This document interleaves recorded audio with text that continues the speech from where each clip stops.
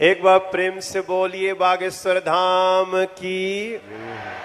दोस्तों, मध्य प्रदेश के छतरपुर जिले के ग्राम गढ़ा में स्थित श्री बालाजी के प्रसिद्ध तीर्थ स्थल बागेश्वर धाम के युवा संत धीरेन्द्र कृष्ण शास्त्री आज किसी पहचान की मोहताज नहीं है। आए दिन बागेश्वर सरकार के पास नेताओं का जमावड़ा लगा रहता है। इसी कड़ी में प्रधानमंत्री नरेंद्र मोदी जी का भी नाम शामिल होता है, जो कुछ दिनों पहले ही दर्शन करने छतरपुर के बागेश्वर धाम पहुंचे थे। और दोस्तों, सिर्फ देश के प्रधानमंत्री ही नहीं बल्कि बॉलीवुड के कई दिग्गज कलाकार भी बागेश्वर धाम आए दिन दर्शन करने के लिए वहां पहुंच ही जाते हैं।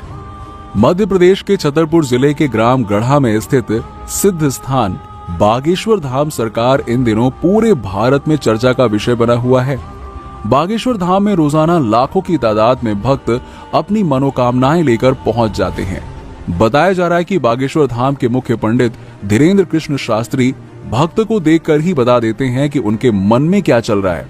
बागेश्वर धाम में आप जैसे ही पहुंचते हैं, आपके ऊपर जो भी साया होता है वो अपने आप ही उतर जाता है। महाराज धाम पर आए हर एक व्यक्ति के मन की बात जान लेते हैं और उनके दुखों को दूर करने के उपाय भी बता देते हैं। इतना ही नहीं, पंडित धीरेन्द्र कृष्ण शास्त्री की कृपा से धाम में हर दिन भंडारा चालू रहता है। पंडित धीरेन्द्र कृष्ण शास्त्री जी का जन्म 4 जुलाई 1996 में छतरपुर जिले के एक छोटे से गांव ग्राम गढ़ा में हुआ था। पंडित धीरेन्द्र कृष्ण शास्त्री का बचपन यहीं उनके गांव गढ़ा में बीता। बताया जाता है कि वो बचपन से ही बहुत धीर और दयालु थे। धीरेन्द्र कृष्ण शास्त्री का जन्म एक सामान्य परिवार में हुआ था। उनके पिता का नाम राम करपाल गर्ग था। उनकी माताजी का नाम सरोज गर्ग है। उनके दादाजी का नाम भगवान दास गर्ग है। पंडित धीरेन्द्र शास्त्री जी के दादाजी बहुत अच्छे विद्वान थे। वो निर्मोही अखाड़े से जुड़े हुए थे। पंडित धीरेन्द्र कृष्ण शास्त्री अपने दादाजी को ही अपना गुरु मानते थे और उन्होंने ही उन्हें रामायण और भगवत गीता का अध्ययन करना सिखाया। पंडित धीरेन्द्र कृष्ण शास्त्री एक गरीब परिवार से थे, इसलिए उनको उच्च शिक्षा प्राप्त नहीं हो पाई। वो सरकारी स्कूल में ही पढ़े। पंडित धीरेन्द्र कृष्ण शास्त्री ने 8वीं तक की पढ़ाई अपने गांव में ही की। इसके बाद की पढ़ाई के लिए वो 5 किलोमीटर पैदल चलकर गंज में आते थे। उन्होंने 12वीं तक की पढ़ाई गंज से ही की थी और बीए प्राइवेट किया। इसके बाद वो समाज सेवा और मानव सेवा में लग गए और पढ़ाई छोड़ दी। बताया जाता है कि पंडित धीरेन्द्र कृष्ण शास्त्री का परिवार बहुत गरीब था। उनके भाई और बहन भी साथ साथ रहते थे। पंडित धीरेन्द्र कृष्ण शास्त्री ने 9 साल की उम्र से ही बालाजी सरकार की सेवा करना शुरू कर दिया था। उनसे पहले उनके दादाजी बालाजी सरकार का दरबार चलाया करते थे और धीरे धीरे वो 12 साल की उम्र से हनुमान जी की कृपा से भागवत गीता का प्रवचन देने लगे और वहीं बालाजी के दरबार में साधना किया करते थे। इसी साधना का उन पर ऐसा असर हुआ कि बालाजी की कृपा से उन्हें अनेकों सिद्धियां प्राप्त हुई। राम बोलो, सीताराम सब लोग, सीताराम सीताराम। आप में से कोई पत्रकार हमारे चाचा जी का नाम बता सकता है?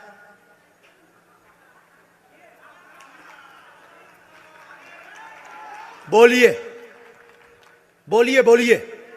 आप में से कोई पत्रकार हमारे बल्कि चाचा जी का नाम उस पे भी है, संस्कार टीवी पे, कोई बता सकता है?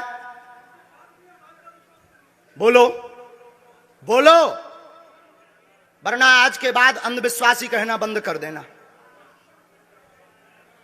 क्या बता सकते हो? अब आप पत्रकारों में जिनके चाचा का नाम भृगुनाथ तिवारी हो वो आ जाए।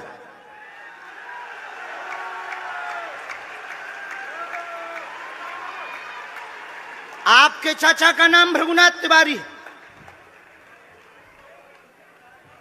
जी, मेरे चाचा का नाम भृगुनाथ तिवारी है और वो भोपाल में रहते हैं, अभी मथुरा में हैं।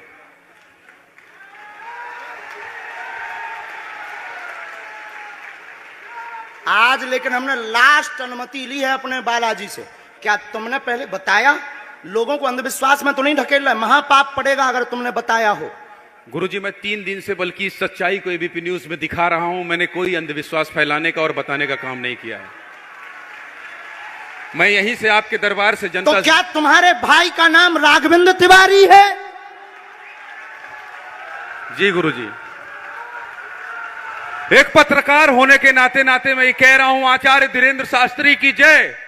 क्योंकि मैं जो सुन रहा हूं, मैं देख रहा हूं, ये चमत्कार नहीं है। क्या तुम्हारे भाई ने अभी मकान बनवाया है?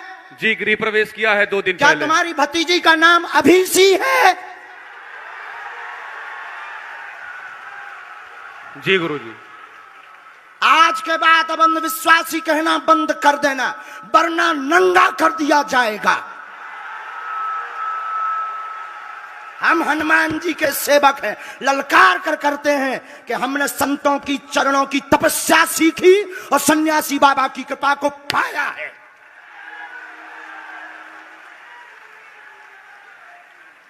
जो भ्रम फैला रहे, आज के बाद भ्रम बंद कर देना। और आज के बाद हम किसी को प्रमाण पत्र नहीं देंगे, न सफाई देंगे, ये शपथ गद्दी से खा रहे हैं।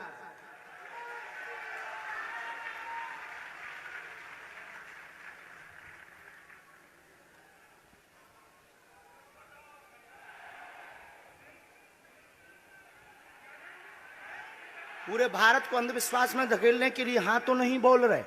जी बिल्कुल नहीं, बिल्कुल नहीं। मैं ये बहुत जिम्मेदारी से कह रहा हूं और मैं 3 दिन से इस सच्चाई का पता लगा रहा था। और एबीपी न्यूज जो लोग देख रहे हैं उनको मैं बता रहा हूं कि ये लाइव दिव्य दरबार के टेस्ट में आचार्य धीरेन्द्र शास्त्री जी ने जो कहा है, मैंने केवल इनसे इंटरव्यू किया था, अपनी जीवनी नहीं बताया था। जो इन्होंने बताया है वो सच है और मैं ये एबीपी में लाइव कह रहा हूं, ये कोई अंधविश्वास नहीं है। मैं फिर कह रहा हूं, बाबा बागेश्वर धाम की जय। आज के बाद, क्योंकि आज हमारा दिमाग स्थिर नहीं है, आज के बाद अब हम कभी भी किसी से हमें प्रमाण पत्र की आवश्यकता नहीं है। आज पूरी नेशनल मीडिया के सामने हमें जो कहना था कर लिया, फर्स्ट और लास्ट है। अब आपका एक प्रश्न हम बताएंगे और आज के दरबार को, क्योंकि हम पूर्ण होश में नहीं है, इसलिए आज के दरबार को हम बालाजी की अनुमति से आए थे और आज के दरबार को हम इसी के साथ विराम करेंगे। कल 4 घंटे दरबार लगाएंगे। एक प्रश्न पूछ लीजिए, लास्ट पूछिए। मैं पूछूं? हाँ। मेरे मन में तो देखिए बहुत सारे सवाल थे जिसको लेकर मैं 3 दिन से लगातार कोशिश कर रहा था। मैं इसी मीडिया में, इसी पत्रकारिता क्षेत्र में और क्या कर सकता हूं, क्योंकि मैं देश और समाज के लिए सेवा करना चाहता हूं इसी फील्ड में रहकर, उसको लेकर। पदोन्नति का प्रश्न है, कृपा होगी पत्रकार में इस मंत्र का जाप करें, आशीर्वाद है। और रुकिए, एक ये रखा है और आपका एक और रखा है। हम गुरु हैं, ऊंची गोटी खेलते हैं, कच्ची गोटी नहीं खेली हो। इसमें वो रहस्य भी लिखे हुए हैं जो दुनिया को पता नहीं, सिर्फ तुम्हें और हमें पता है। वो पूरे कमरों की डिटेल लिखी है इसमें, और ये धमकी नहीं है। सिर्फ आधा पढ़वा करके आपको हम संतुष्ट कर देंगे, वो पर्चा वापस ले लेंगे। एक ये आएंगे, ये भाव से बैठे हैं, बस ये आपने भी नहीं सोचा होगा।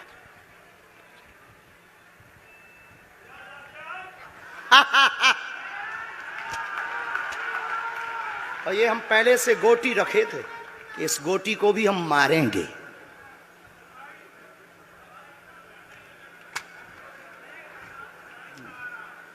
एक पर्चा ले सकते हैं, ये वाला नहीं। दोनों हाथों की मुट्ठी बांधो सब। आज चूंकि हमें उतनी ज्यादा शारीरिक हमें गुरुजी से आज्ञा लेनी पड़ी, क्योंकि हमें कसौटी पर उतरना था, तो गुरुजी से हमें आज्ञा लेनी पड़ी। और हमारे गुरुजी ने सुबह 7:30 बजे कह दिया था, बेटा जाओ झंडा गाड़ कर आओगे सनातन का। दोनों हाथों की मुट्ठी बांध लीजिए सभी। सामूहिक अर्जी हम लगा देते। कहो, हे बागेश्वर धाम प्रभु, हे बालाजी महाराज, हे सन्यासी बाबा, हे कलयुग के राजा, हम पर कृपा करो, हम पर दया करो, हमारी अर्जी सुनो। हे बागेश्वर बालाजी, आजीवन पर्यंत आपके चरणों से, आपके धाम से हम जुड़े रहेंगे, हम आते रहेंगे, परंतु हम पर कृपा करो। आपकी जय हो, आपकी जय हो, आपकी जय हो। जिनकी अर्जी नहीं लग पाई, आज चूंकि हमें बहुत खेद है कि तुम लोग 5 घंटे से बैठे और पर्चा ज्यादा नहीं बन पाए, लेकिन आज सनातन को चुनौती थी और हम सनातन को झुकने नहीं देंगे। इसीलिए हमने आज प्रण लिया था कि हे बालाजी, आज हमको भेजना तो फतेह करवा करके आना। इसीलिए हमें बहुत दुख है और हमारे अंदर उस दुख के कारण आप लोग क्षमा कीजिएगा। और अगर आज्ञा लगेगी तो कल हम 4 घंटे तक, कल पक्का है 4 घंटे दरबार लगाएंगे। और जिनकी अर्जी नहीं लग पाएगी वो नारियल और लाल कपड़ा लाना, कथा अपने टाइम पर होगी। जो जो प्रश्न लेकर आए 3 बार बोलो ओम ओम ओम। कहो हे बालाजी, हे सन्यासी बाबा, हमारी यह अर्जी स्वीकार करो, हम पर अपनी कृपा करो। आपकी जय हो, आपकी जय हो, आपकी जय हो। दाहिने हाथ की मुट्ठी का सीधा उतारा सिर से 7 बार करो, बालाजी के चरणों की तरफ छोड़ दो। ऐसा करने से शरीर की जो भी नकारात्मक ऊर्जा होगी वो बालाजी के चरणों में बंध जाएगी। अब बाएं हाथ की मुट्ठी का उल्टा उतारा करो एंटी क्लॉक में, सिर से 7 बार। इसे भी बालाजी के चरणों की तरफ छोड़ दो। अब दोनों हाथों को मलो, बोलो ओम बागेश्वराय नमः, ओम बागेश्वराय नमः। एक बार आंखों में लगाओ, शरीर में आपको जहां पीड़ा है वहां स्पर्श कराओ और दोनों हाथ उठाकर बोलो बागेश्वर धाम की, सन्यासी बाबा की, दिव्य दरबार की। आपकी बहन अर्जी स्वीकार हो गई है, वो काम हो जाएगा। कल हम आपकी अर्जी लगा देंगे। बाकी हमारे जोश में जो भी बुरा निकला हो तो हम भैया यही कहते हैं कि हमें होश नहीं रहता है। बोलने वाला कोई और था, वो बोलकर चला गया। बोलने वाले सन्यासी बाबा बालाजी थे, वो अपना काम करके चले गए। अब हम नॉर्मल के नॉर्मल आदमी हैं, धीरेन्द्र कृष्ण के धीरेन्द्र कृष्ण। इनकी अर्जी, इनकी बहन जी की, हाँ। और जो है कल हम दरबार में, हम आज छत्तीसगढ़ वालों से क्षमा मांगते हैं और अगर बनेगा तो कल भी अर्जी लगाएंगे और परसों भी लगा देंगे, क्योंकि आज आपका समय खराब हुआ है। इसलिए हम आप लोगों के मन को हीन नहीं करेंगे।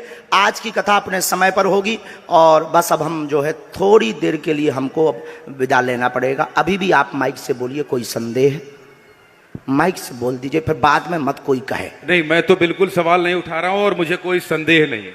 कोई आप लोगों में से किसी को संदेह अब है तो ठटरी बराइयो। हाँ, अब इससे बड़ा कुछ नहीं हो सकता। इसी के साथ दोनों हाथ उठाकर आज का दरबार, कथा में कौन कौन आ रहा है हाथ उठाओ। पक्का पक्का पक्का? अरे पागलो, चिंता मत करो, हम सनातन का झंडा विदेशों में भी गाड़ कर आएंगे, पूरे दुनिया में। और भारत के संतों से कहेंगे आप लोग अपना सिर ऊंचा कर लीजिए, भारत के संतों की तपस्या की क्या ताकत है, उसका दरबार बागेश्वर बालाजी का दरबार है। अब जो पाखंडी कहेंगे, सनातन विरोधी कहेंगे, अंधविश्वासी कहेंगे, कौन कौन बाइकआउट करेगा हाथ उठाओ। तो मैं शपथ है अपने अपने पिताओं की, कौन कौन बाइकआउट करवाएगा अगर अंधविश्वासी और सनातन विरोधी कहेगा तो?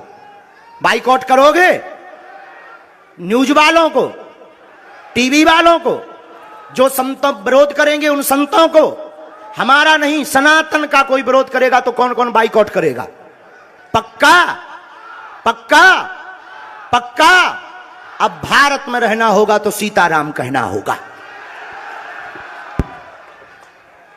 हरते हैं रोग बाधा श्री हनुमान रे, दर पे जो भी आवे ना खाली हाथ जावे, है गूंजता गगन में गुणगान रे।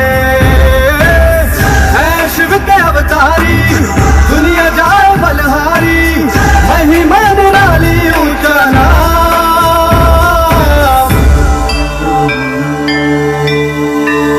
बागेश्वर धाम,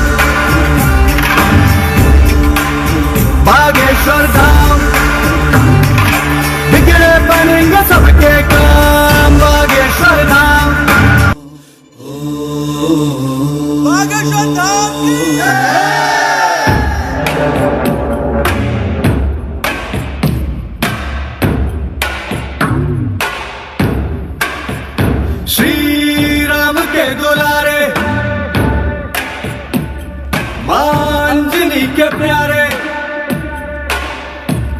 श्री राम के दुलारे अंजनी के प्यारे हरते हैं रोग बाधा श्री हनुमान रे। घर पे जो भी आवे ना खाली हाथ जावे है गूंजता गगन में गुणगान रे। है शिव के अवतारी दुनिया जाए बलहारी महिमा निराली ऊंचा नाम।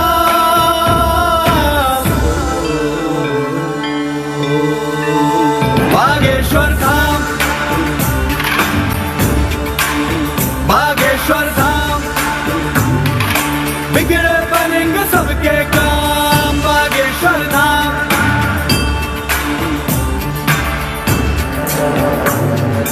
जय हनुमंते विघ्न विनाशक पवन पुत्र श्री राम उपासक दुर्गम कारज सुगम बनाते तीरथ देव मनुज सब गाते। जय हनुमंते विघ्न विनाशक पवन पुत्र श्री राम उपासक दुर्गम कारज सुगम बनाते तीरथ देव मनुज सब गाते। मारुत सुत की कृपा दृष्टि से मिलता उत्तर हर एक प्रश्न का। मारुति सुत की कृपा दृष्टि से मिलता उत्तर हर एक प्रश्न का। कैसी चिंता वरद हस्त है सद्गुरु योगी धीरेन्द्र कृष्ण का। सुनते पवन पुत्र हर विनती उपकारों की क्या है गिनती पूरे करते भक्तों के है अरमान रे। सुनते पवन पुत्र हर विनती उपकारों की क्या है गिनती पूरे करते भक्तों के है अरमान रे।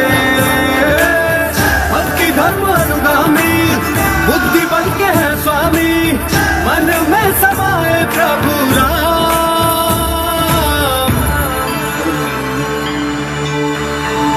बागेश्वर धाम बागेश्वर धाम बिगड़े बनेंगे सबके काम बागेश्वर धाम।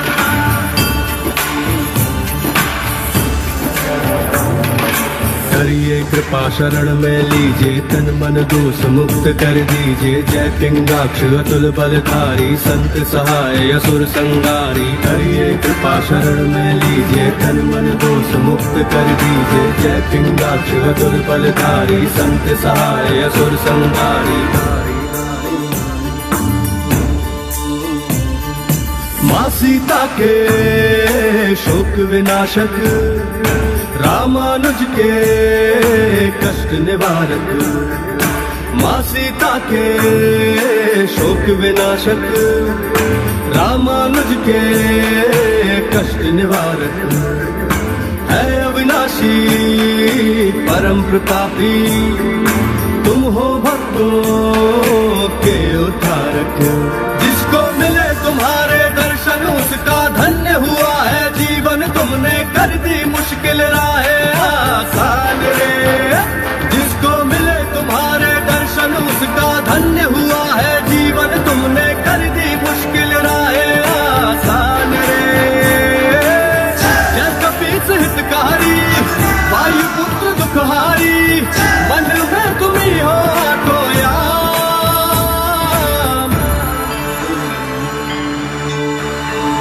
बागेश्वर